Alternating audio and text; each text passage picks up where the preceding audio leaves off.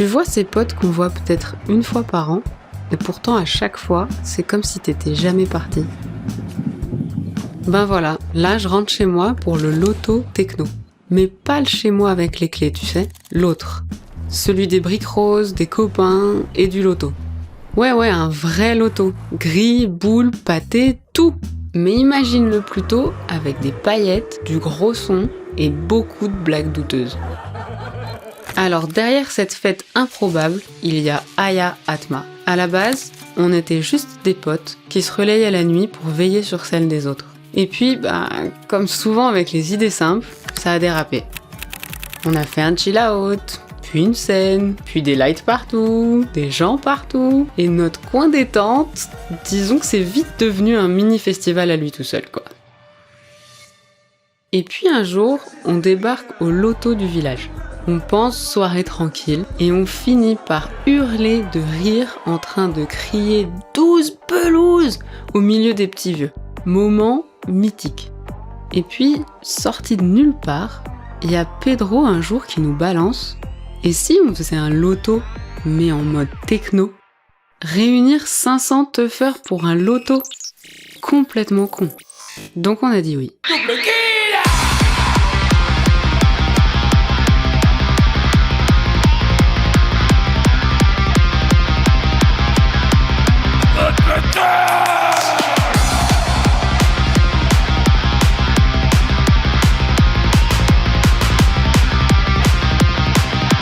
Mesdames et messieurs, c'est là.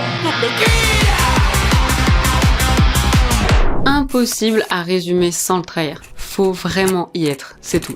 C'est fou quand même ce qu'on peut bâtir avec une grille de loto, un beat techno et un joyeux chaos rempli d'amour. Et comme on est dans un loto, forcément il y a des lots. Mais rien à voir avec la petite panière du comité des fêtes.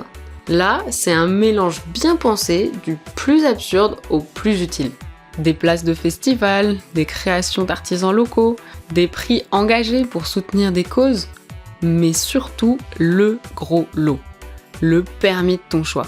Ouais, sérieusement, n'importe lequel. C'est inattendu, mais c'est bien réel.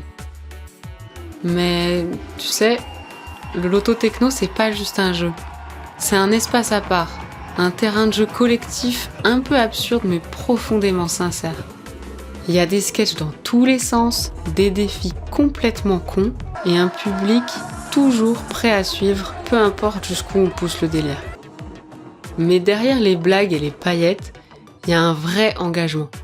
Celui de faire la fête autrement, de faire passer des messages sans moraliser, de créer un endroit où chacun peut être là comme il est.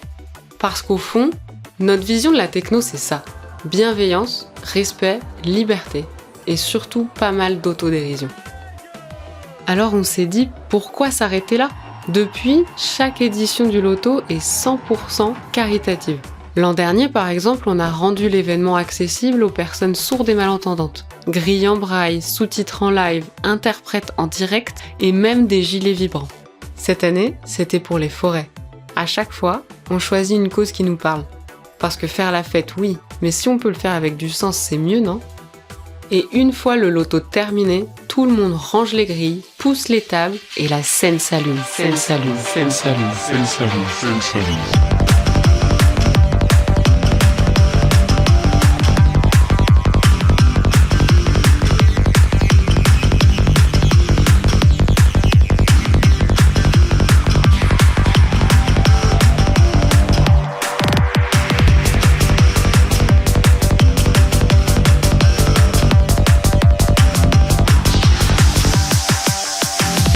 Tout ça, tu t'en doutes, c'est pas improvisé la veille au soir. C'est un an de taf.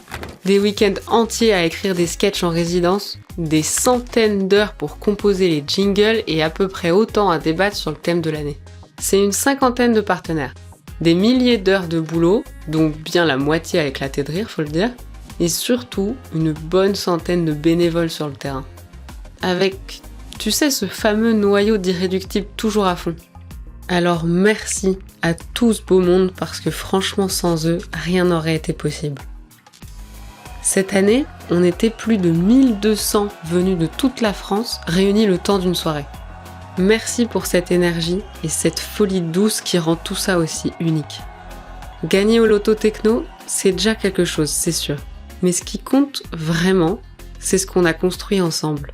Du sens, du lien, une manière d'être là pleinement, librement. C'est pas juste une soirée, c'est un espace qu'on invente où chacun, chacune a sa place et où l'on peut rêver plus grand sans se prendre trop au sérieux. Et tu sais quoi ? À chaque fois que je reviens, j'ai cette impression étrange et précieuse de retrouver un chez-moi. Pas un lieu, mais une énergie familière. Un chez-soi qui tient dans le regard et qu'on a envie de vivre à plusieurs.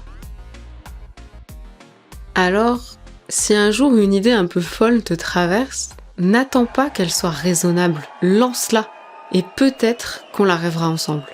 Quand le carton est bon,